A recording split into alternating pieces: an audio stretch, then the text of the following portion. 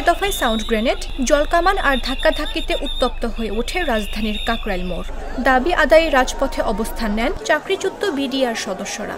পুলিশের সঙ্গে একাধিকবার ধাওয়া পাল্টা ধাওয়ার ঘটনা ঘটে।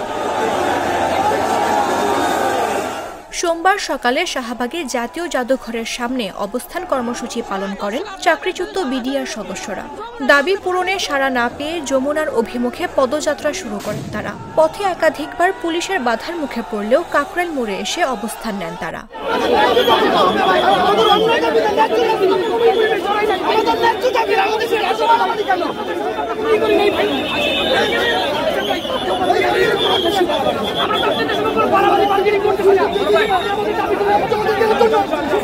কিছুক্ষণের মধ্যেই পরিস্থিতি উত্তপ্ত হয়ে ওঠে। আন্দোলনকারীদের ছত্রভঙ্গ করতে জলকামান ব্যবহার করে পুলিশ। ছোড়া হয় একের পর এক সাউন্ড গ্রেনেড। আন্দোলনকারীদের দাবি, পুলিশের অভিযানে বেশ কয়েকজন আহত হয়েছেন।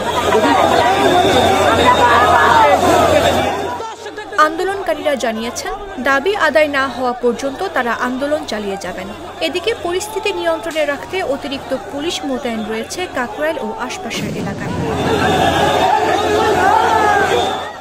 মামদুহা রাইসা, জাগো নিউজ।